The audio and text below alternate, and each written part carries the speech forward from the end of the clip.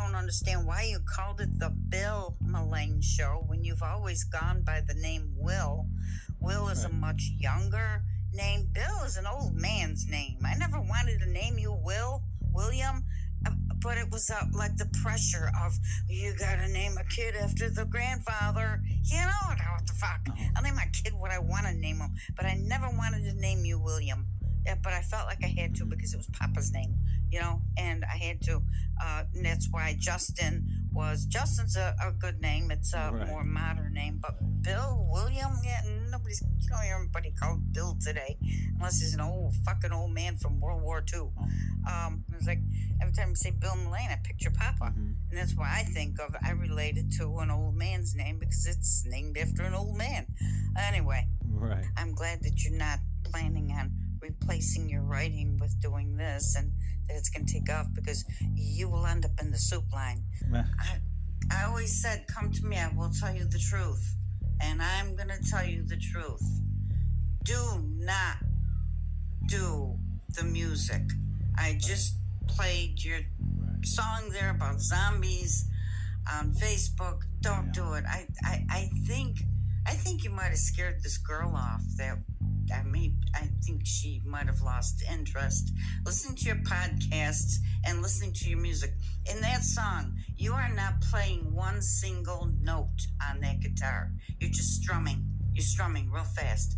The song has, I can't hear the words. They're written down there. I can't read them because they're moving too fast. But you have absolutely no tune. There's no tune. It's flatline. It's just don't do it. It's not good. It's what you spoke about your passion. Well, your passion needs work. If that's what you want to do, you have to learn how to do it right. You can't just throw anything out there and just expect that it's going to take and people are going to love it. There is nothing there in music. I'm sorry.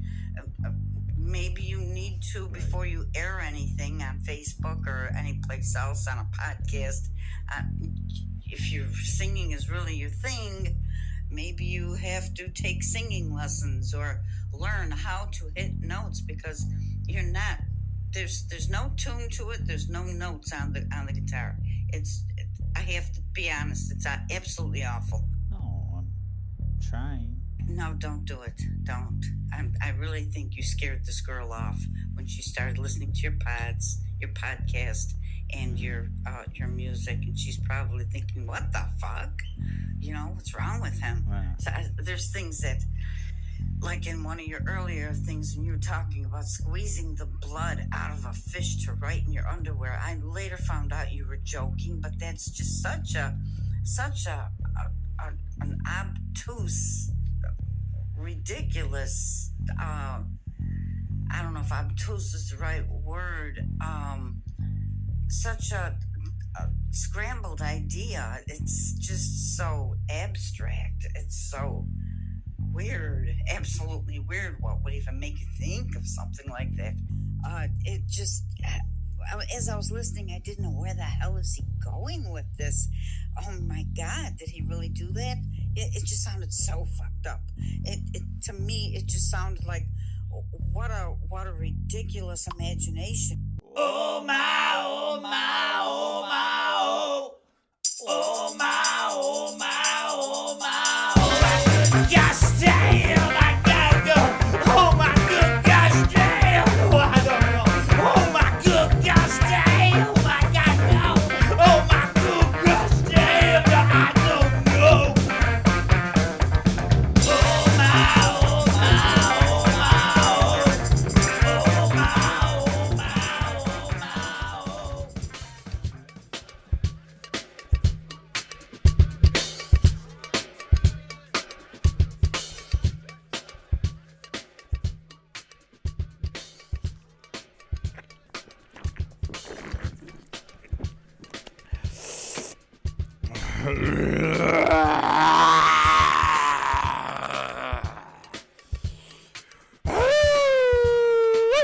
Billy Bear here, baby. Oh, yeah. And I'm back, baby. And after 9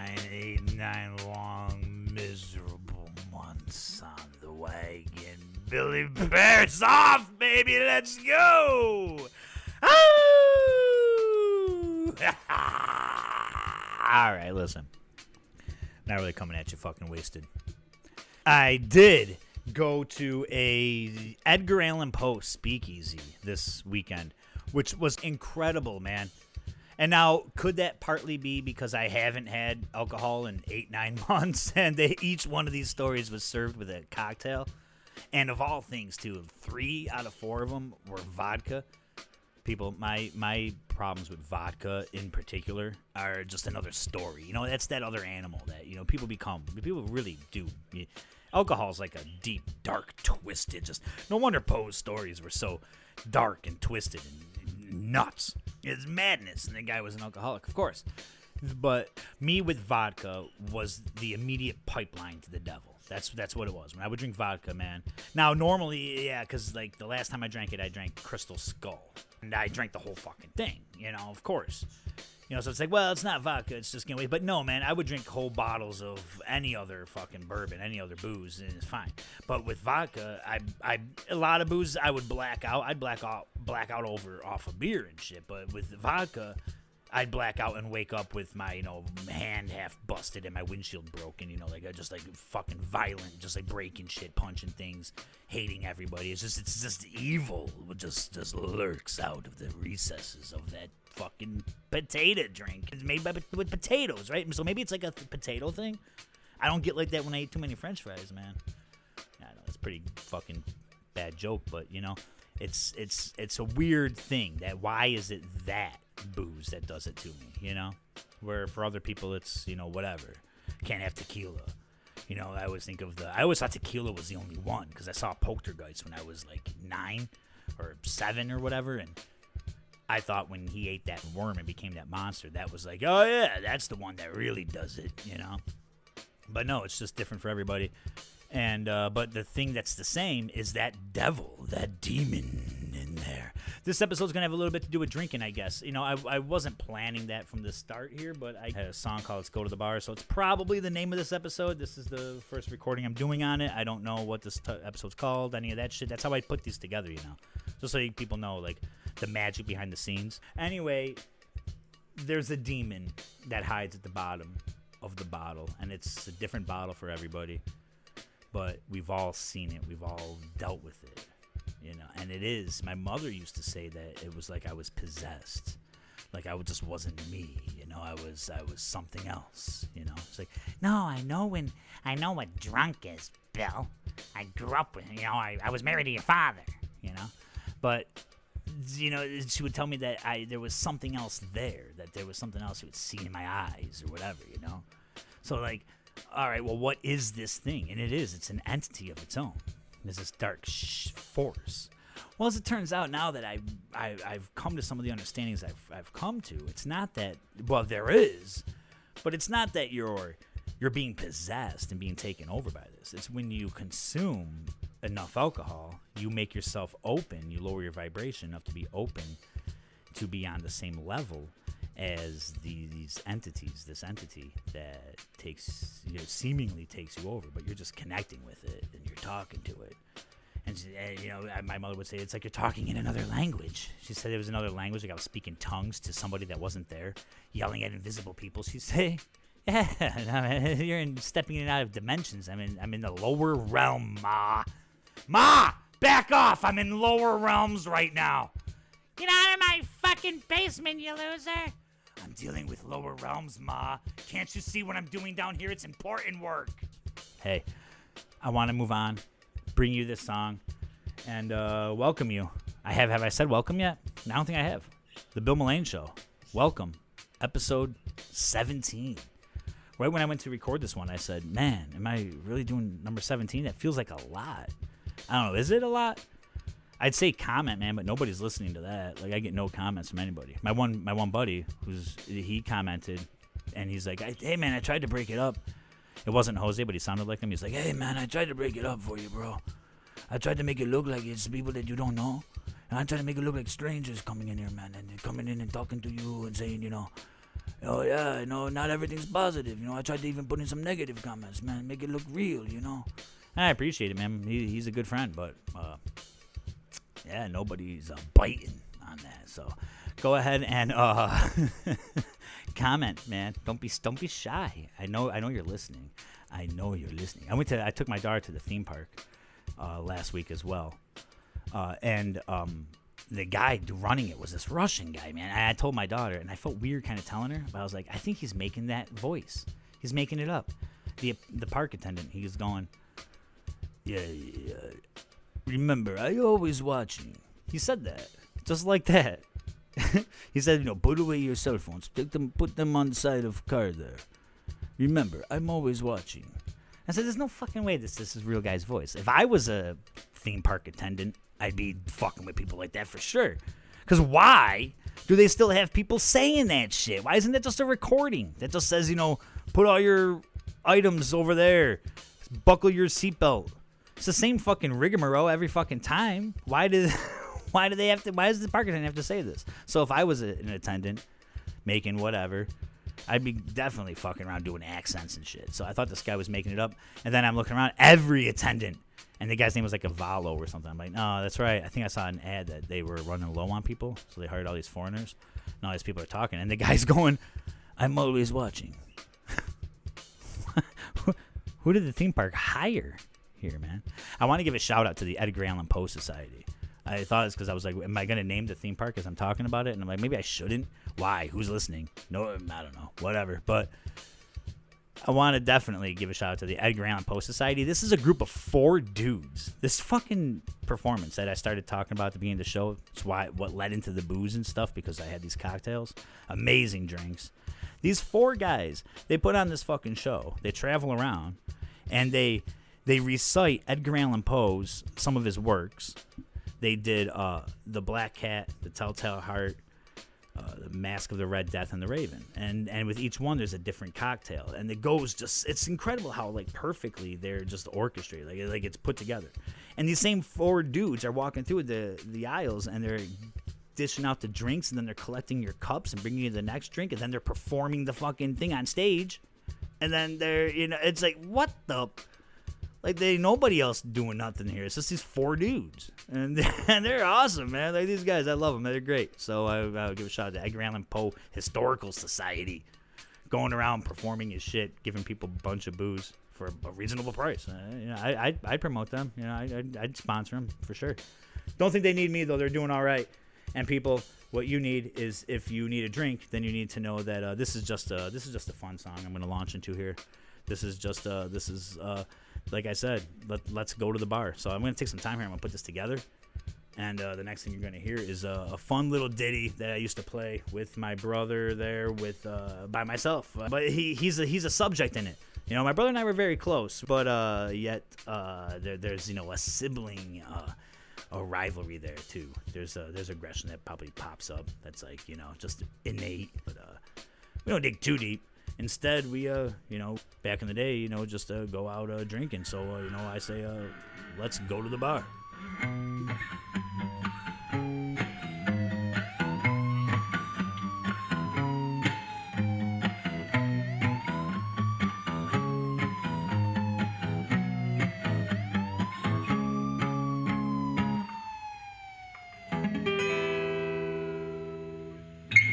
Big Blazing Jay came over to my house at around 8 o'clock.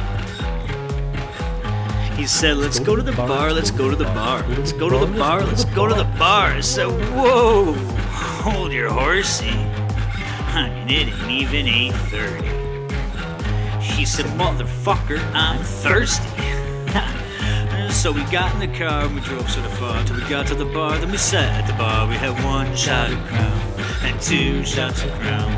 Beer to wash it down, we had 9 shots of Crown and 10 shots of Crown. And then I kinda lost count. Sure enough, I acted like a fool again. Yes, I know I acted like a fool again. And we stepped out of the bar and smoke in his car, and I accidentally broke his brand new dirty dust brass band seat. Then he slapped me in the face license, and I hate when you drink. I said, well, wait a minute there, big ace. Shit, the judge took my license, and I can't drive my car, so I should drive myself to the bar. But I am responsible for drinking all of them drinks, and I am responsible for slurring my species. So I'm sorry that I broke your brand new dirty dozen brass band CD. I'll buy you a new one just as soon as you can drive me.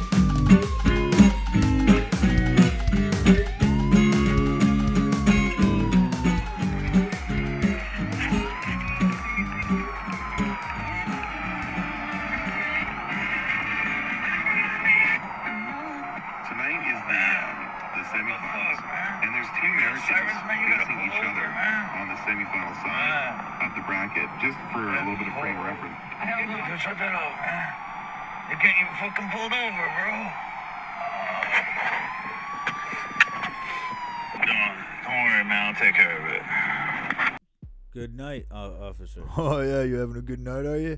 Where you coming from, buddy? Yeah, it's all right, just coming from work. What did you say? You're coming from work? Yeah. What's going on? Well, you were swerving all over the road there. Where do you work? The Gator Pub? Oh, was I? No, I didn't think so. We clean the car insurance building down back down on the corner there above by Genesee. Oh yeah, what are you, a janitor? Why you got a guitar, drums? What is that in the back seat? Yeah, we we play, but we weren't playing tonight. we weren't playing any music tonight, but we were just working at the building.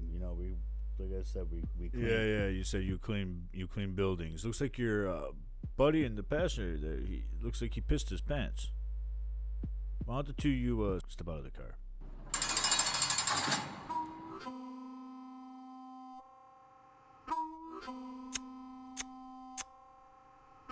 Should have gone to Dewey's, buddy. Dewey's? What the fuck is that? Well, I am glad you asked. Dewey's, the one and only place to go when you feel like drinking and driving, getting behind the wheel, blasted, drive around with your friends. Fucking, they have bands every weekend. You pull in there, park your car, you give them your car keys. They give you the keys you need to a hotel room and a beater that you'll use. That, yeah, sure, it only goes so fast, but and everything's all protected, rolled in. It's a real vehicle that you're driving around. Little private roads and shit all behind in the back there. Everything's guarded. There's guardrails all around. It's safe, man. It's safe. Where else are you going to go get blasted and drive safely without hurting other people, man? So, I mean, this is the only place to go to do that shit. And not only that, but they sponsor the Bill Mullane Show. So come on, people. Let's get fucking serious here. Let's get the place off the ground already. I mean, don't any of you have a heart? Don't you feel bad for these people? They've been trying to get off the ground for fucking forever. I told you, call your email, send petitions, to your local congressman. I don't know why my email isn't just flooded with emails from people trying to get this off the ground, make this happen. I can't be the only voice of reason out there, people. So let's go. Come on now. Seriously. There's a chance that the Bill Mullane Show really is just a ruse. Because it is a great idea, man. I want to be, ultimately, the billionaire owner of this place, man. Just standing in my big top, office of all windows, fucking snorting blow, banging hookers. The Dewey's King, just people crashing their cars out in my backyard all over the place, rolling around. Man, I'm just bringing in the fucking billions, you know. Of course, after being the crooked Dewey owner, my ultimate goal of where I want to end up will be just to not go to prison and then just become an old man, eccentric billionaire, and just fucking start riding the rails, man. Just a hobo, an old. That's my ultimate goal in life, to end up about 80 years old, just an old hobo rolling around on the train, telling people, I'm a millionaire, man. There they are. Oh yeah, there's old Willie. Old Willie thinks he's a millionaire, riding the rails. But hey, listen. While that's fun to think about, it's not the tale that is to be told for this episode. I usually try and tell a story, by the end of the episode, and we're nearing there because there's a couple of things I want to get to. And but as speaking of things I want to get to, the NFL kicked off season 2024 yesterday. I want to say, I didn't even say Happy Friday. Happy Friday, people. The NFL started last night, and the fucking Chiefs housing people. I don't want to see this shit, They won by a toe out of bounds, Whatever. I'll digress. I don't want to show too much bias. I am a Bills fan, as you know by now, But the point is to remind everyone here, I, want to do what I want on this show, in case you haven't realized that yet. And right now I want to talk about football. So I do, or I probably should, apologize at least to some of my listeners. I know there's some of you out there that don't give a fuck about football. So I apologize to you. But again, this is all what I want to do. So that's what I do. And right now it's football. And I need to talk a little bit about it because the DFL podcast is launching on Monday. So before it does, I'll give you a little bit of a story to kind of set things up, and this goes way back in the days, the beginning, because the DFL podcast, has really been about 25 years in the making, since the start of the DFL. So, which, in a nutshell, began with my old man and my best friend. And we started gambling and getting drunk on football, playing Madden football when in the late 90s. And no, my father probably shouldn't have been buying us beer. We were about 14 years old. I could probably have him arrested over it. I probably should. It'd be kind of a fun place for him to kind of finish his days out, just sitting in a cell, But probably deserves it. But listen. And this all works together too with the show here that's been on drinking, And when I first stopped drinking, really, I started to think. One of my first thoughts was, how the fuck am I going to watch football without a beer? Got to have a beer per quarter, That's the intimate connection, the love connection. The beer and football, man, they go together like meatloaf and your mom, So anyway, the inaugural episode of the DFL podcast set to drop on Monday. And so I want to give you a little, do my story now, and I'll give you a little bit.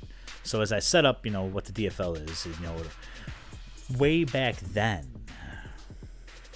okay, there was a time my best friend and I, we weren't having a DFL night, and my father was having a poker night instead, and his wife was over, or his wife now, his girlfriend at the time, they had just met, and my buddy and I were upstairs playing cards. We were playing a two-man asshole.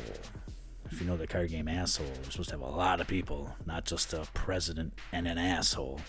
Because, in the card game, the president just tells the asshole how much to drink. They can tell, but the president can tell everybody. There's supposed to be secretaries and all sorts of people around. But no, it was just two of us. It was just basically I was the asshole, and it was just my buddy just sitting there, us playing cards, and him telling me, drink, right? So I did, and we ran out of beer fast, so we were going downstairs stealing them from my dad's poker game. And eventually we stole a lot, and he realized, and he came storming up the stairs to calling me all sorts of horrible slurs, racial slurs, and starts punching me, man, and he couldn't even find the beer bottles. I had him hidden in the dresser, but he just beat the shit out of me. And I remember his girlfriend, she's standing there, that was basically just getting to know me, So that's because my father and his girlfriend come from two opposite sides of the tracks. And when the DFL first started, You know, she had this nice house. She was a teacher, these 4 kids. It was this, you know, little Brady Bunches type of thing, you know. And then the DFL, baby. She meets this guy and his teenage son and friend. Fucking, we just burst in that place, man. You know, we come into this nice little house and just fuck their lives up, man. That's what it really was. We just destroyed lives. And the DFL has kind of left, you know, lives in a heap of rubble in its wake. Lives, families, everything just gets destroyed in its path. But the DFL has maintained and long continued on, going strong. And it's ultimately birthed what this podcast is going to be. Now, it's not going to be you listening to me and my old man and my buddy getting drunk and fucking yelling at each other. As entertaining as that is, I don't think it would make for the best podcast. So what it is it's some football chatter talk and a lot of comedy and other things for you as well. And we've got some really good ideas, but it's dropping on Monday, and it's a result of the last 25 years. So here now, what I wanted to do was give you this, play this message for you. This is every Monday you'll be hearing from this guy. This is Chucky, and he left me a message. I listened to it, and I thought, hey, you know what I'll do here? I'm going to go ahead and play this for you all, and we're going to go through it together, and I'm going to kind of do like a sort of like a review, you know, like the YouTubers do, you know, leaving you reviews, reviewing. Basically a YouTuber who has nothing to offer, really. They have no other talent, nothing, so they just like watch a movie and just like review shit, you know, kind of what we'll be doing on the Brothers McCart podcast, you know. But that's just going between our horse stories. But I'm not launching into that shit. This is about the DFL podcast dropping Monday. So yeah, here's let's listen to Chucky. Hey there, Bill. This is your good old pal there, Chucky Chicken Wings. Yeah, listen, man. You know, I kind of. All right, yeah. So this is where he starts, and he goes into getting kind of bitching about me pressuring him to asking him to do something for my show, but for the DFL as well. So. Appreciate that, man. It's again, I told you this a couple weeks ago. It's becoming more difficult by the day to be your friend these days. I mean, it was always hard. There's a little more complaining here. You asked me for a prediction for the DFL podcast. Well, so I got a couple, man. Well, a few. One of them is I predict that I will no longer be your friend. You know, probably like, I would say over-under 5 years. That's, you know, probably here the only prediction he makes that makes any sense. Because I gave up really wanting to be his friend a while back. But, you know. As far as the Bills, well, I think, you know, contrary to the intruder, whatever that means, I don't know why he's calling himself the intruder. You know, we call him Pops, but yeah, I don't know what he's trying to accomplish there by that name. But I think the offense is gonna struggle, man, because it's, you know, new names. And here we go. I think that they're gonna pull out the home opener against the Cardinals. I see that happening, but I see that happening because Allen is gonna carry them. But I think the offense is going to struggle a little bit, man. You know, I think they're still going to have a good game, man, because they're one of the best offenses in the league. I think that that's still going to be true this year. But I think compared to the previous, 4 years, I think we're going to, you know, struggle to get started, man. I just had to stop him right there and just say, you know, that I can appreciate that take, of course. That Allen's going to have to carry us again, and that we're going to the offense is going to struggle with the new weapons around us when Diggs and Davis gone. But it's the same thing I've been hearing from all around people who don't even know the Bills. So I get a little surprised with Chucky Chicken Wings, although I can agree with your point of view. So don't come at me, you know, once you hear this and get your shit going. Save it for the podcast on Monday. But yeah, that's the same thing. And I want to see, I'm thinking this offense is going to come out fucking blazing. I think they're going to come out fired up, man. And I think Allen's going to be playing free. Now, I'm not saying that that's an original take. But that's where my mind goes. I think that, of course, I mean, is this really a conversation about eternal optimism versus pessimism or something like that? Not saying that he's being pessimistic. He says they're going to play well. We'll have to discuss this a little bit maybe. But I feel like he's got freedom. I feel like he was shackled last year a little bit, and I feel like the Diggs thing should have ended a year ago. He should have been gone, but okay. But initially, going into the season, man, another prediction that I have here is that I think they'll go either 11-6 or 12-5. 11-6 or 12. Yeah, and then another prediction is, I think I told you this the other day, man. I predict what a that turncoat this guy is. 25 years from now, either you'll be in jail or you'll probably be like freshly out. Yeah, then here he just kind of goes into it. Give more of his bullshit. Yeah, because being your friend since we were 8 years old, I'm surprised you haven't gone to jail yet. So that's it for the predictions. I think there he just thinks he's funny. Predictions if you want them, but as far as the DFL podcast, that's what I got, man. But for those, the 8 fans of the Bill Mullane Show, I hope you give the DFL podcast a listen, because you'll get more from Chucky Chicken Wings here. All right, that's it for me. Go Bills. There, at least we can agree on something at the end there. Of course, go Bills. No, we're not going to sit there and bicker at each other and argue and take little petty jabs at each other the entire podcast. Okay, you might get a little bit of that. You might hear some of our aggression that's built up, because really it's like a brother relationship that I have with this guy, because like I said, we've known each other since we were 8. We've lived together. We for one point we didn't talk for years. We might get into a couple of the reasons why on the show, which is always some good drama. Maybe we'll finally end this facade of a relationship that we have going, and maybe we'll never talk to each other again. We'll pull at the last string, holding it in place, cut the last cord, snip the last thread, whatever it is. But I'm going to tell you what, I'm going to snip the last thread on this show, this episode tonight. So listen, get your wits about you. Realize that all you need in your life is thebillmulaneshow.com.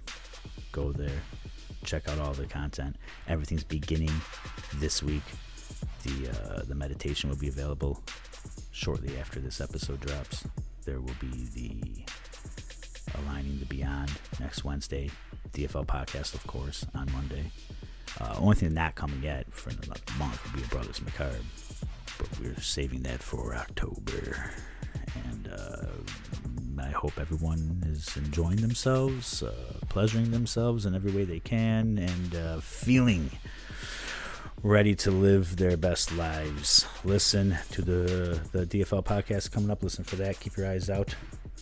Keep your what is it? Take a look. Keep your eyes peeled. I will see you next week.